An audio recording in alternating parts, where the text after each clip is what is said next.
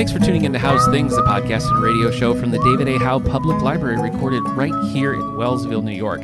I've got a special guest host today, the newest addition to the David A. Howe Public Library staff, Ally Stevick. Ally, how the heck are you? I'm pretty good, thanks. Rate your excitement for being on the library podcast like 2 weeks into your tenure here. Where are we at on a scale from 1 to 10? How excited? Pretty excited. Really? This isn't what I would have expected. Okay. Well, in my first 2 weeks of being yeah. Well, here I am podcasting. That's good. A lot of your coworkers don't share that same spark for being on this podcast, so I'm gonna take it where I can get it. Welcome. Thank you. Tell me a little bit before we get into it. Were you one of those kids who was in the library a lot when you were little? Oh, all the time. Really? All the time. Yeah, I have such vivid memories of the library where we lived when I was a little kid. We would go there all the time. And then eventually when we moved here, we would go to the Houghton Library all the time. Yeah. And so books, libraries, big thing in my family. We're a homeschool family. So it's very important to us to get all the books that we need. Yes, kidding. Big nerd alert. And so, yes. Yeah. All right. Favorite books as a kid? Did you have a favorite series or a go-to? Was there a book that you checked out from the library like multiple times? So I really liked Ella Enchanted by Gail Carson Levine, which is actually a fairy tale retelling. On point. That's our topic for today, folks. Spins on fairy tales. Anyway. I also loved Harry Potter, but I never had to check those out because we owned all of them until we read them so many times that they shredded kind of a thing, and we had to replace them. And I also loved the Penderwick series, which is actually still a big favorite. Oh, yes. Okay, I know what you mean. I've never read that. What is that about? Oh, so it starts out with these 4 sisters and their mom died when they were pretty little. Sad. And they kind of go away for this vacation and have all sorts of adventures. Okay. But then in subsequent books, they meet new people, other things happen. So the story kind of changes, and the siblings actually grow up quite a bit over the series. Okay. Which was kind of fun because they grew as I did. Okay. But they're just really charming and have a lot of interesting adventures. So I always really liked that. Okay. That's fun. I discovered a lot. Like my first library job, I started when I was 19, and we had these massive book returns. It would fill a whole counter, just hundreds and hundreds of book returns every day. And so that was where I found a lot of things that I hadn't been reading or discovered some of my favorite authors. But one of the series I discovered that way was Lemony Snicket's Series of Unfortunate Events, And those audiobooks read by Tim Curry are just amazing. So I would stand back there listening to those on cassette on a little R2-D2 Walkman as I would check in the hundreds and hundreds of books from the book return. So library, it's in both of our blood, I guess. Yes. So we're like library siblings. Absolutely. Okay. Well, all right. We were already doing it, but let's get into our bookmark.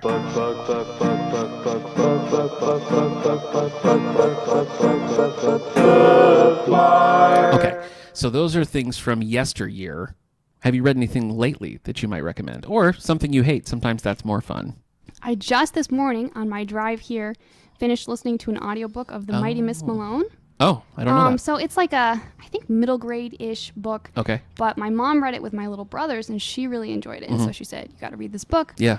But it's about a little girl who is African-American during the Depression, her and her family. So it sounds really depressing and awful, but it's actually really... I mean, you said depression before, so I mean, yes.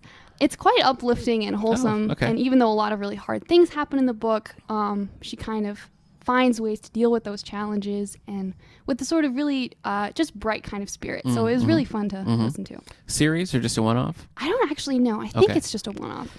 I read quite a lot of that junior level fiction. Just, things I remember there was this Nightmare series that was a trilogy by Jason Segel that I really liked. But there's a lot of good stuff in that junior section. So I don't listen to a lot of audiobooks from that, but I am a big audiobook fan. Did you listen to audiobooks before you had a commute, or is this a new thing for you? I did, yeah. Okay. I listened to some audiobooks. As kids, we would sometimes do it. We had some favorites, like this particular rendition that has a really good, reader's theater, that kind of thing. And I really enjoy listening to audiobooks with my younger brothers. So a lot of the time that we spend together, we'll put on an audiobook and I'll get out my knitting and they'll, I don't know what they do, wander around and we'll listen to the book and it's a lot of fun. Yeah, I definitely need to have something else going on, mowing the lawn, dishes, whatever. But how many siblings do you have? I have 3 siblings. 3 siblings. And where do you fall in that lineup? I am the second. So I have an older sister, 2 little brothers. So do you count yourself as the middle child? Where do you fall in that? Do you fit those stereotypes? I feel like sometimes I feel like an oldest and sometimes I feel like a youngest because Middle. there's a decent big gap between me and the next brother. Oh, so I see. I was the youngest for a while, but Yeah. then I also have these quite a bit younger siblings. Best of both worlds. Sort of. Yeah. But yeah. Okay. All right. Anything else that you could recommend lately that you've read, or is that's the top of your list? Let me think. I've been working through the Ms. Marvel comic books. Oh. Which I've really okay. been enjoying. Yeah. Yeah. Super good. Kamala Khan. Yeah. Okay. Mm-hmm. Yeah. Yeah. I've read that character in other things, and I've seen her in some stuff, but I've not actually sat down and read that series. But we have them all here because it was so popular. So if you haven't read the series, we have them all in the adult graphics section. Thumbs up so far? Thumbs up so far. And how did you come in to know that character? A friend of mine actually introduced me to the Okay. idea. Yeah, I borrowed a couple books and then moved on to, now I have them all checked out right Yeah, now. yeah, So yeah. they'll be back soon, don't worry. No, I'll take the checkout stats. Post-COVID, any checkout stats we can get, I'll take.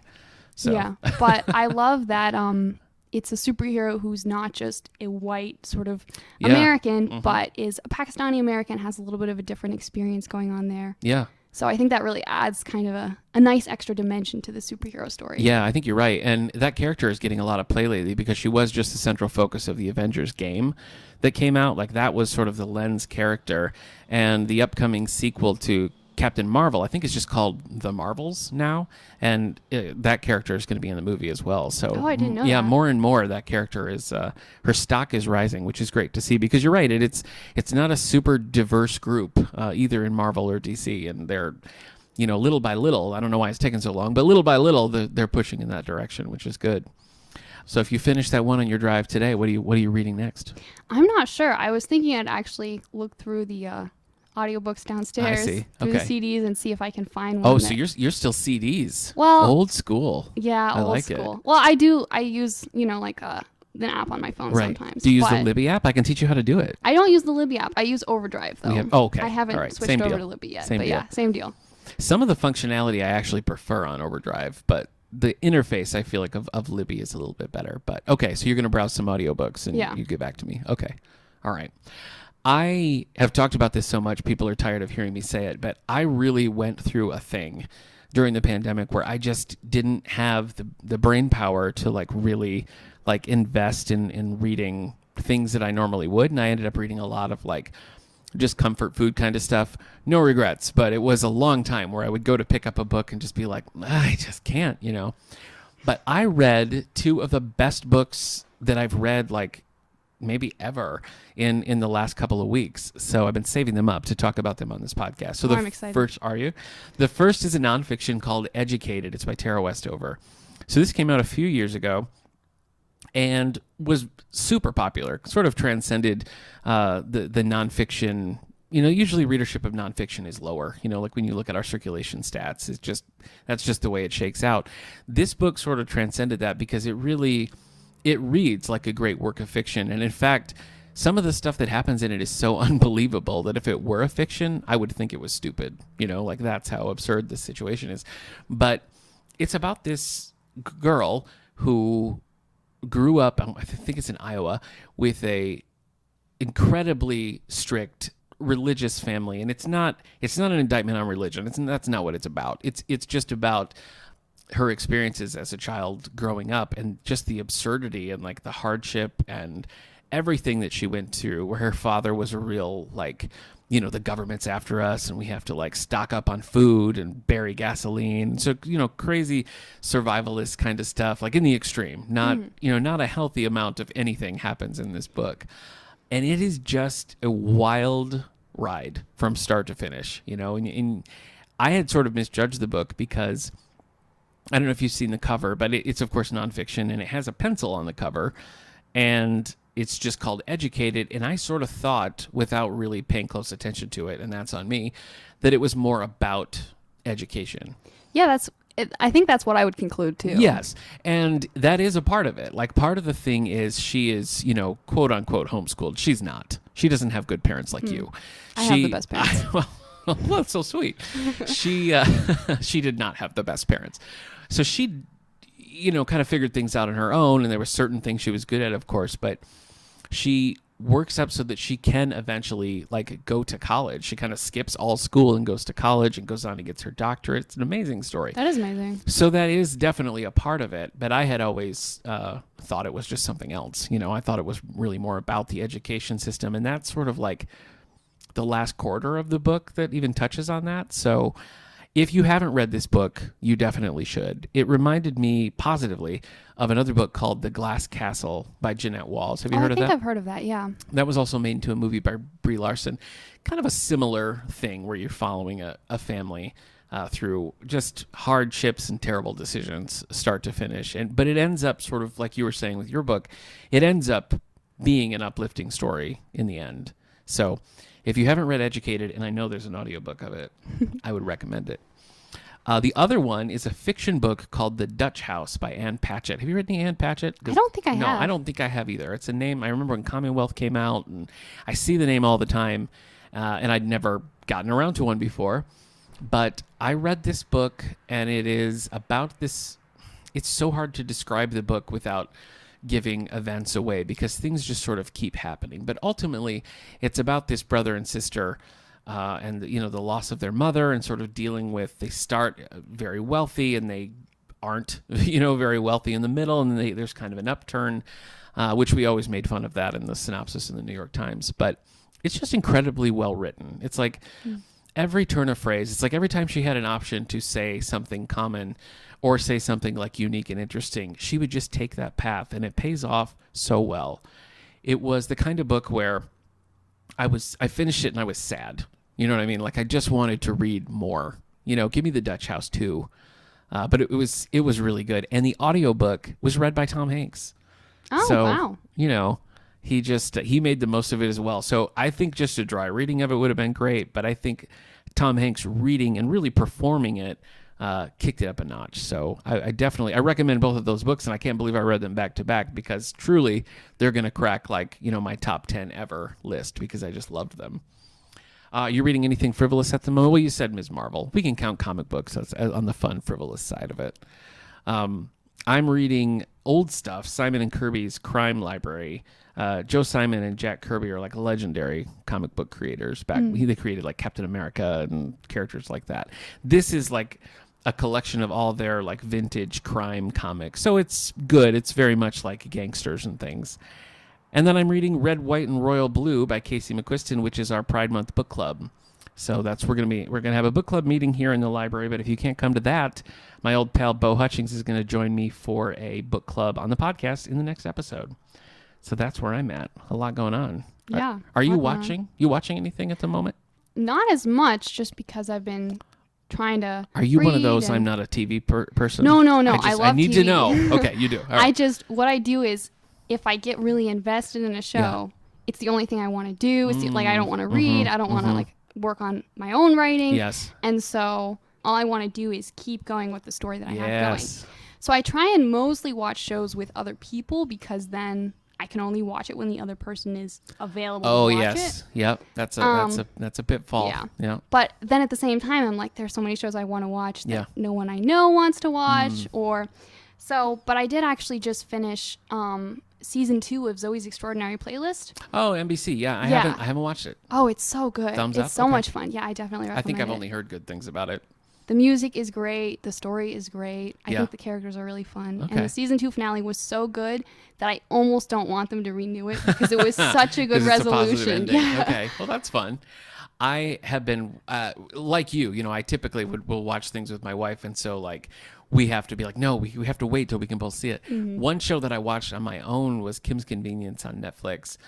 Great. So fun. Such a fun show. And I'm excited because the final season just came out, like, as we record, I think even just today. So I'm excited to watch that, get into that. But that's going to be my next binge watch there. Okay.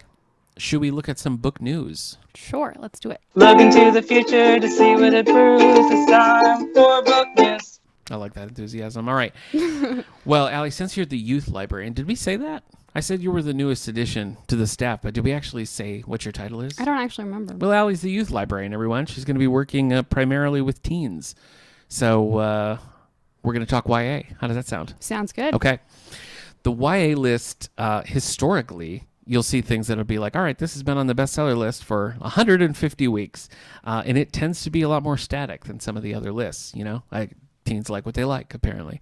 But I was looking at this one, and it actually is a little different than they typically are. So let's do it. Number 10 on the New York Times bestseller list for young adult hardcover. Number 10, we have Good Girl, Bad Blood by Holly Jackson.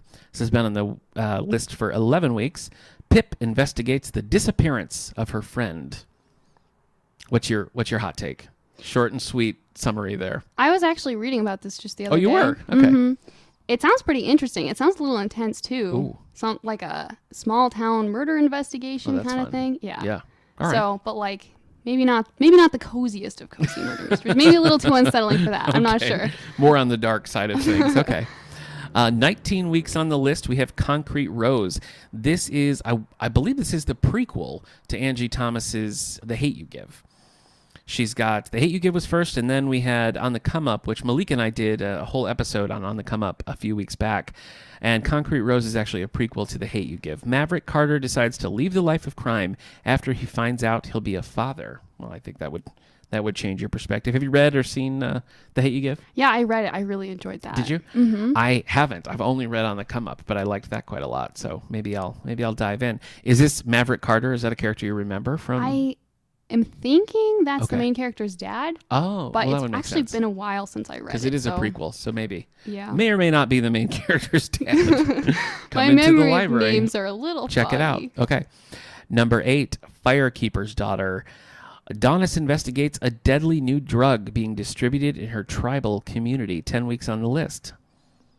Lore by Alexandra Bracken, coming in at number 7 with 20 weeks on the list. To get revenge for her family's murder. Dark. A little bit dark. A little bit dark. Lore must re-enter a hunt known as the Agon. Do you know this one? I don't know this one. I haven't read this either, but I did do a little reading about this. And it sounds like... I don't know about that. Has anyone called you hip before? Was this the first time that's happened? I think that might be the first time that's Well, ever I'm glad happened. I could be here for it. Mm-hmm. It sounds like the main character is maybe Medusa or a relative of Medusa or something like that. You know what? The cover, definitely Medusa vibes on the cover, so I think you're onto something there. I think is pretty exciting. That's unique. Yeah. Snake hair, like that's, you know, it's a good vibe. Yeah, myths, I feel like have been making a comeback. That book, Circe, by Madeline Miller, that was one that kind of turned the tides, and it's like, let's talk myths now. So maybe that's in the wake of that. Number 6, new this week. Exciting. Ooh, that's exciting. Breaking news. Tokyo Ever After by Emiko Jean. When she uncovers her father's identity, Izumi discovers that she is a Japanese princess. Sounds exciting. What would you do if you found out that you were a princess of any kind? I don't think I would believe it. You wouldn't? Okay. I mean, I would need some pretty serious evidence. Some paperwork before I would buy that, and then you would. Okay. All right. Number 5, 8 weeks on the list, Rule of Wolves by Leigh Bardugo. Oh, popular author. I have only read her Wonder Woman book, so I can't tell you any more than that. But this is the second book in the King of Scars duology, and that is all the New York Times is going to give us. Okay. So I can't tell you what it's about. I don't think Medusa's in it. That's a shame. Here we go. Here's a number I'm used to seeing. 173 weeks on the list. That's a long time. We're talking 3 years at this point. 3 years That's a and really some long change. time. Yeah. Number 4 by Karen M. McManus. One of Us is Lying. For 5 students, a detour into detention ends in murder. Yeah, that's been an ever-present one here. Number 3, 61 weeks on the list by Jason Reynolds and Ibram X. Kendi. An exploration of racism and anti-racism in America. I'm a big fan of Jason Reynolds. I haven't read this one, but Long Way Down, high marks. Number 2, new this week. We got another new one. I like the title, Mr. Impossible by Maggie Stevitar. Ronan, Hennessy, and Bride try to make a Dreamers... Hold on. I lost the thread of that. Ronan, Hennessy, and Bride try to make Dreamers more powerful. Okay, I guess I didn't. It just didn't make sense to me. Wait, what does that mean? Tries to make Dreamers more powerful. As in people who are asleep and literally dreaming? I don't know. That's a good question. That's all we got. It's not capitalized, so I don't think we're talking about dreamers in like the political sense. That was my other I don't idea. think so. It's possible. The cover is cool, but it provides no information. So I can't tell you. New this week, so I guess we'll find out. You can add that to your research list. Finally, coming in at number 1. Number 1, 3 weeks on the list, Realm Breaker by Victoria Aveyard. A small band of misfits attempt to save Alward. Oh, I like a good band of misfits. Misfits are Don't good. you think? How do you feel about fantasy? I do like fantasy. Okay. But I actually haven't read any of Victoria Aveyard's book. Confession time, I picked up one once and I read a couple of pages and I just wasn't gripped. Couldn't do it. And listeners, I wish that you could see the shame on her face when she said that she hadn't. It's a lot of shame. There was a shoulder hunch and a downward. It was sad to see. That's all right. You've got plenty of time. Teen, like YA fantasy is where it's at. I feel like that always seems to be, especially here. Maybe that's just Kate checking it out. I don't know, but it gets it gets a lot of play. I think it's more than Kate. You do. Mm-hmm, okay, that's your professional opinion. Yeah. Well, it's only been 2 weeks, so we'll see. Allie, let's get into our topic today. I don't have any special music for Spins on Fairy Tales, so would you like to improv a song or? Oh wait, I think that's actually music that Was they play at the beginning of an audiobook. That felt a little copyright infringing, whoops. so we got to be careful about that. But I like the spirit. You dove right in. I let Allie pick the topic this week, and you suggested a specific one of these, and then you said, hey, let's broaden it. What was the one that got you interested in this? So what I was thinking about were some of Gail Carson Levine's fairy tale retellings, that's right. of which, again, Ella Enchanted is one. Yes. And also Fairest, The Lost Kingdom of Bamar. Mm-hmm. I want to say there might be another one that I'm not thinking of that she has. Okay. But yeah, those were the ones that I was initially thinking about. And then I thought, you know what? There's a lot of books kind of in this genre per se that are really fun. Yeah, for the last couple of years, it seems like, once like supernatural, like vampire werewolf things died down and then people were starting to get sick of dystopia, it seemed like the fairy tale retellings were sort of primed to take that spot. And I don't know if they ever quite reached the same heights as some of those other trends, but I think it's continuing. And even now, I think we're seeing a lot of these. So I think they do remain popular. Were fairy tales, was that a big part of like growing up? Do you have any connection to fairy tales as a kid or anything, or just something you? Okay. I've always really liked fairy tales. Yeah. Okay. And what I really enjoyed as a kid were like picture books of fairy tales, but that are like really beautifully illustrated. Oh yes. There's one of Rapunzel that I wish I knew offhand who illustrated it. Okay. But it's really lovely. And so yeah, those I really enjoyed. And then as I got older, I gradually started moving into more like the fairy tale retellings, that type of thing. Okay. So I don't think that I ever had any interaction with fairy tales outside of like Disney. Like if there's not a Disney version of it, I don't think I really bumped up against it. So I don't know, was never really a thing I was drawn to, but I have read some cool ones as we go here. Yeah, you mentioned Ella Enchanted, and actually that was one of our listener feedbacks here. So let me take a look over on Twitter. Again, you can find us on Twitter at All the Book Show or on Facebook at David A. Howe Public Library. HG Editor says, I loved Ella Enchanted, the book. She says the movie was fine too. What are your feelings? The movie is fine, but Only it's fine. a little different and it's not as good as the book. Is that Anne Hathaway or am I'm mixing things? I think it is. I think it is too, but I wasn't sure if I was just thinking of Princess Diaries.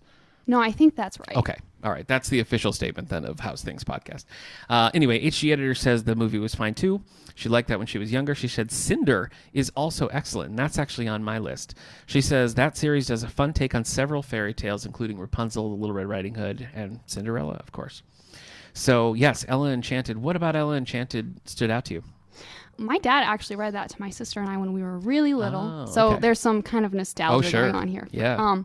But also, I guess one of the things I really liked about it is, so it takes the kind of story of Cinderella, but it adds some elements, it adds some more magic, and it adds the main character has a curse on her where she has to be obedient. If someone gives her a command, she has to do it. Yikes. Pretty much no matter what. And so I think one of the things that I really like about that and about fairy tale retellings in general is that they often add kind of some of that depth of it's not just, my dad's new wife is so annoying and she won't let me go to the ball, but Right. it also brings in some internal struggle of I just like that you described the evil stepmother as my dad's new wife. I temporarily forgot the word for stepmother, so I was like, how can we circumlocute Well, this? very creative. You did it. Yep. Anyway, the dad's new wife. Mm-hmm. But so it brings in some kind of internal struggle as well. Yes. She has to figure out how to deal with this. She tries to break the curse. Okay. She tries and tries and tries. It keeps not working. Mm-hmm. I won't tell you whether she ever succeeds. Okay. Spoilers. Read that to find out.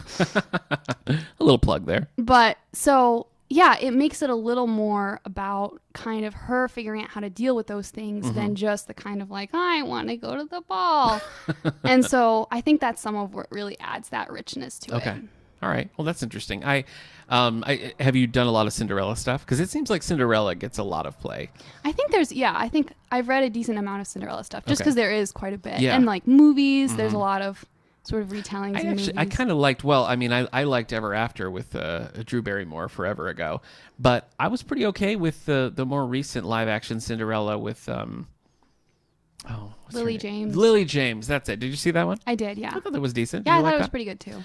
Yeah, but going back to HG Editor here, she mentioned Cinder, which is part of the Lunar series by Marissa Meyer. We did that first book as a YA for Adults book club many years ago, and so I read it as part of that, and it is really cool. I mean, that book takes the Cinderella story and gives it sort of a sci-fi steampunk vibe, and it just works really well. And I think there's 4 books in that series, and those have remained big hits over time. So that's a good one too.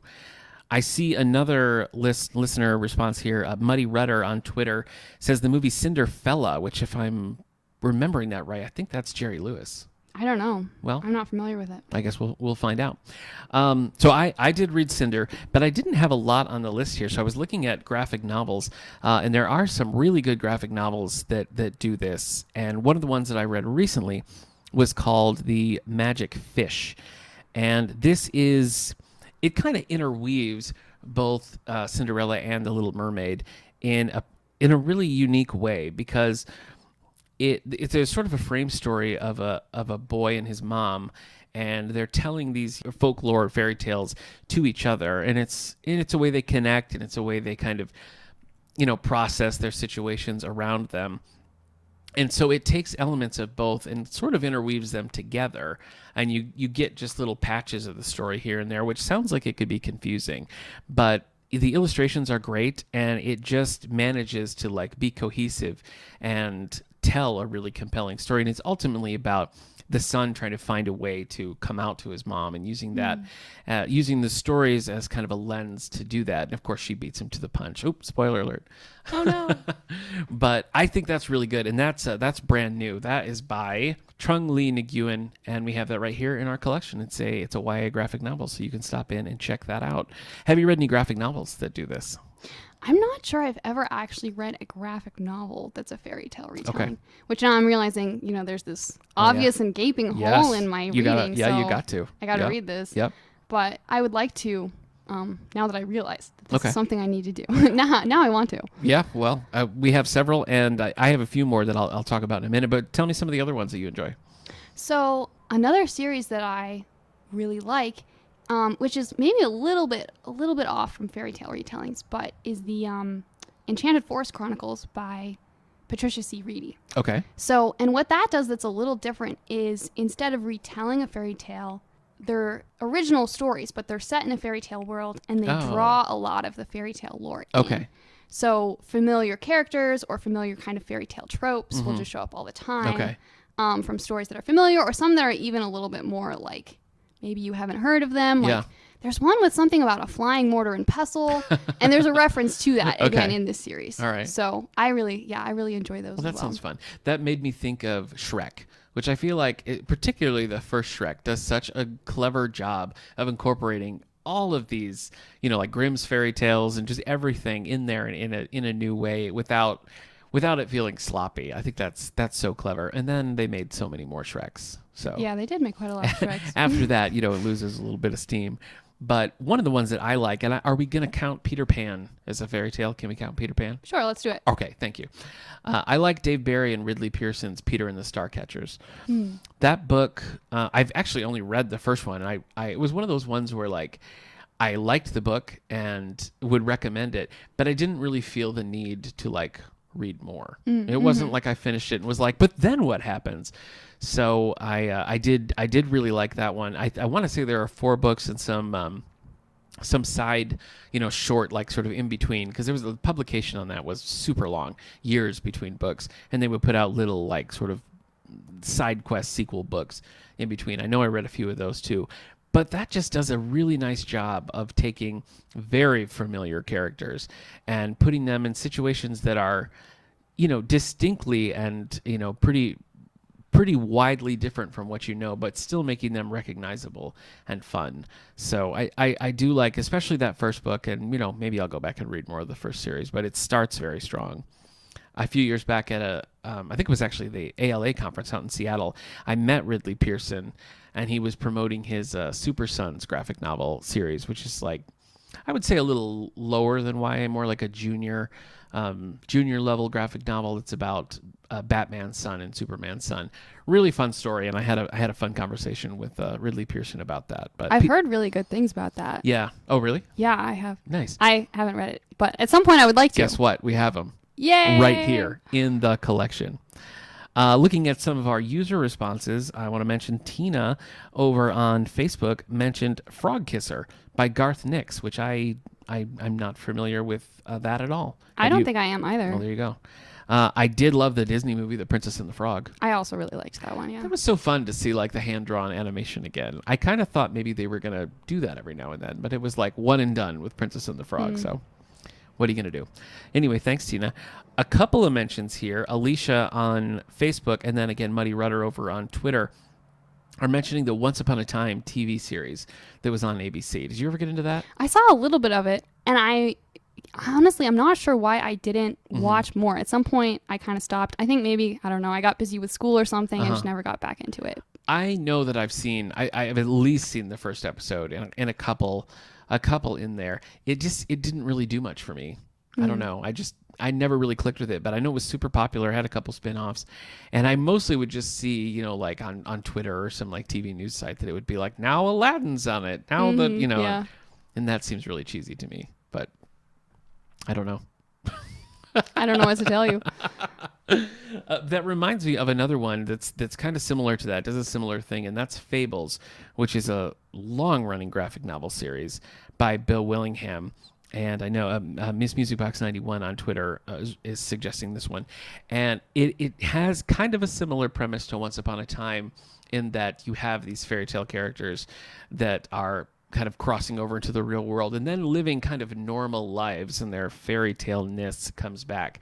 This was immensely popular. Back when I worked at a college library, this was part of that collection. And we would regularly get requests, interlibrary loans, requests for that. So I know we have the whole thing in our system here. I've only ever read the first volume, and while I appreciated it, it wasn't one that I was like, I'm going to read this whole series. But I don't think you can have a conversation about spins on fairy tales without mentioning Fables. That's probably one worth picking out if you're interested in this topic. What else you got? I was actually just remembering. So right now, in the moment? Right now, in this moment. Oh my gosh. I was remembering, there's the play Into the Woods, which kind of does that mixing of fairy tale things, which I don't know, I really enjoy. And they made a movie adaptation of that a few years ago, which I've seen it on stage. I've never seen the movie. That music doesn't click for me. That's too bad. I don't know. You're a fan? I am a fan. Yeah, I do enjoy it. But I was also remembering there's a book by the same title, which is unrelated to the play. Well, it's a good title. It is a good title. But it does a similar thing where it kind of takes some fairy tale elements and sort of blends them together, brings in like the Pied Piper makes an appearance, that kind of thing. Some wolves. I remember reading it a number of years ago. I thought it was pretty exciting. Okay. You mentioned the Pied Piper, and that reminds me of one that I read. It's another graphic novel called One Trick Pony by Nathan Hale. This is not really like a retelling of the Pied Piper because they acknowledge the story of the Pied Piper within it. But it is kind of a take on that premise, and it's really expertly done. The imagery of it is just, to me, I think it's really engaging and unique. It uses very little color, just grays and whites and yellows. And the way it uses, particularly the yellow, I don't know, it's just really effective. And it's kind of about this, there's like a ragtag group of human survivors. And there's these aliens, I guess, that are kind of stalking the land and trying to, I think, scoop up the remaining humans. It doesn't really get into the weeds about what got you here. It's really just kind of drops you in and you sort of figure it out as you go. But they make this sort of like it sounds like they're saying like pie, pie, pie, pie, pie, pie, pie. So they call them the pipers and things. And so if you know the story of the Pied Piper, you can kind of guess what happens from there. But not good thing. Right. But that was one that I don't know, it really clicked for me. I thought it was unique. I thought, it's kind of rare, I think, to be able to really stand out and do something that sets itself apart. But I think this one did. So again, One Trick Pony by Nathan Hale. You're going to have to get on this graphic novel train. I know. I'm missing out. I think actually, though, I do remember reading Rapunzel's Revenge a long time ago, which is a graphic novel. Okay. And I think that's Shannon Hale, I want to say. Oh. You might be right. I've read some stuff by Shannon Hale as well, and that sounds on point for her kind of thing. I think so. I bet you're right about that. I don't remember a lot about it other than that Rapunzel had red hair and she was really cool. Yeah. And I enjoyed it a lot. Just those two things. Okay. Yeah. One of the mangas that's been really popular is Snow White with the red hair. And we have it. And we also have the anime. I have not read any of the manga, but I've watched the first several episodes of the anime. And it's one where it's like they use the name Snow White and they mention dwarfs and there's some poisoned apples. And it's sort of like after that, they're like, meh. And maybe it comes back around, but they seem to get away from the whole Snow White premise very quickly in it. But that's one that seems to be kind of like on the come up. It seems like people are interested in that. And I am liking the anime so far. Do you do much in the way of anime or anything like that? Not as much as I wish. Okay. So, and some of it is just so many things to read and watch, so little time. Yeah.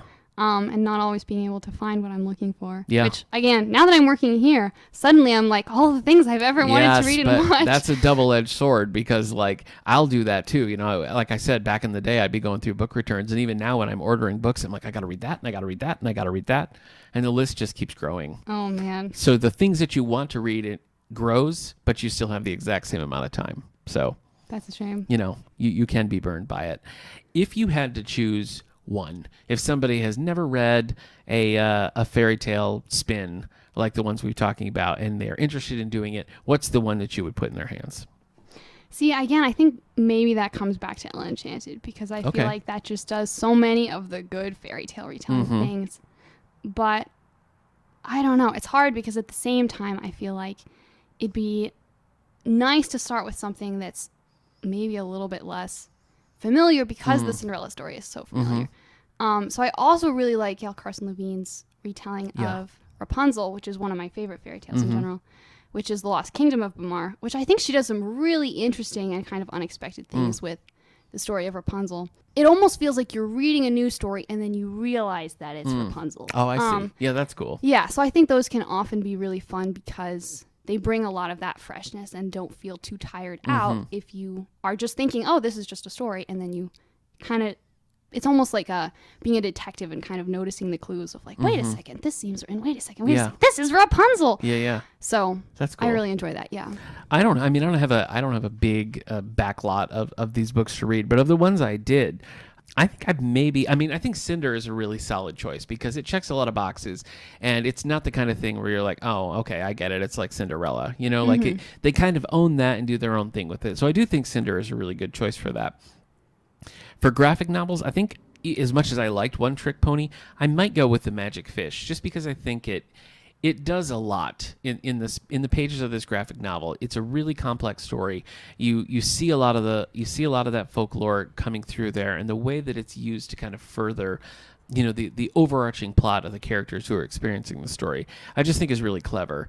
And it is decidedly modern. I think the art style and just the kind of story it tells and the way it gets you to the point that it's trying to make you see, I think is just really effective. So I would say Magic Fish would be my recommendation.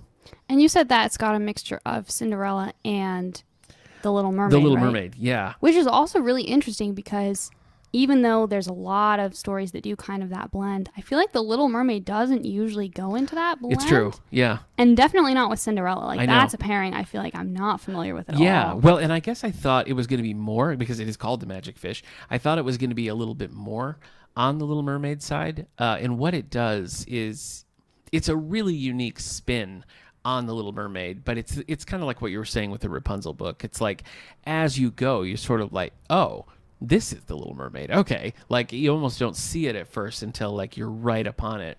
And so I do think that's really effective. And it is, as you go through, you're kind of like, wait, are we talking about Cinderella? Are we talking about the Little Mermaid? You know, because it all kind of, that's just one of the clever things of the book, the way it sort of meshes that way.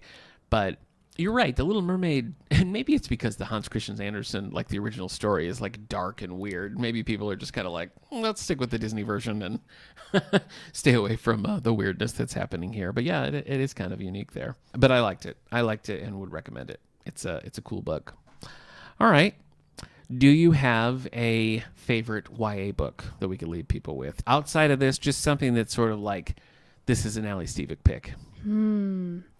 It's hard because there are so many books, and then anytime I'm like, oh yeah, this is my favorite YA book, I have this moment of like, wait, is this a YA book or is this more like that middle grade junior stuff? It's kind of a trick question because I feel like you can't truly answer what your favorite book is because so much of it is mood, you know, like what you're in the zone for at any given time. But your first display was like an Ally's Picks display. So was there one on there that you were secretly hoping more than the other somebody would pick up and rediscover?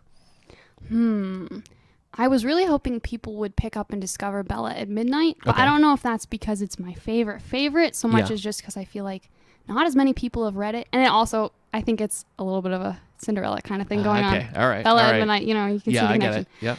But I really enjoyed that when I read it. And not a lot of people that I've talked to are as familiar with that. Maybe that's just something about the people I talk to. I don't know. But so that's one that I was hoping people would I wasn't familiar with it discover. until I saw it on your display. So I've discovered it. How about that? Yay! Let's move into a little library news because we haven't. We're, you know, everything's fully open again. We're rocking and rolling. We're getting ready for the summer. What are some things people can look for coming up as far as teen programming goes? So coming up on Mondays until the end of the school year, I'm doing a math tutoring program. Yes. Fun fact about me, I was actually a math major in college. Yeah. I love math, and I am here to help you also love math. I wasn't aware that you could be a math major, but that is a thing people do. Yes, that's a thing people do. What do you mean you couldn't be a math major? You know, how were you drawn to math? Like, how did that happen? Many, many years ago, when I was a wee small child, my sister was like, I'm not as into math, which isn't actually the case anymore. She's fine with math. Okay. And I was like, well, I'm the younger sister, and I got to be different somehow, so I'm just going to like math. Wow. So it started an act of defiance. It started an act of defiance, but so then let me just see if I sheer got this. determination. A young Ally Stevick rebels by taking up a love of math. That's pretty much, yeah. Okay. That's my big story, rebellion. Of course. Yeah, I know. Wow. But so and at various points I was like, this is, you know, kind of, I'm not enjoying it as much. I wasn't as into it. Mm-hmm. But some of that determination of just defiance, I feel like, is what opened my mind to the idea of liking math for real and not just being defiant about it. And then when I took calculus, I took it in high school, and I really loved it. And I was like, well, I want to do more of this. You want to do more. And so that's what we did. It's so funny because I was never like, oh, I hate math so much. It certainly wasn't something that I was like, yes, math. And I do have a very clear, distinct memory of finishing my last final in my last math class and being like, woo, I don't have to do a lot of math anymore. But that's actually not true because, like, every year when it's budget time or just constantly, you know, with the library budget or whatever, I'm just constantly like doing math in my head. It's mostly just arithmetic, but you know, still I'm doing it all the time. Sorry, man. So maybe I'll come to your Math Mondays and you can teach me how to properly do math. I mean, it sounds fun to me. All right, Math Mondays. What else we got? I know there's a tie-dye thing in the works. Yes, tie-dye. I love me some on tie-dye. Tuesday the 8th. Okay. In the evening at 6. We're going to do some tie-dye on the lawn. Okay. Yeah, and I have some free shirts for the people who come early. Okay. But if you want to come, you should bring some of your own things to dye. Anything, right? I mean, just any like cotton pretty much stuff, anything, right? yeah. We'll take it, yeah. So, yeah, handkerchiefs, bags, all kinds of things. Anything you can think of. Handkerchiefs was your first pull. Handkerchiefs was my first pull. They're small, they're white, they're easy to dye. I don't know. Okay. I don't actually use handkerchiefs that much. Liar. When I think of handkerchiefs, I think of like cowboys. Oh, that's interesting. I think of like Bilbo Baggins leaving and being like, I forgot my pocket handkerchief. Okay. All right.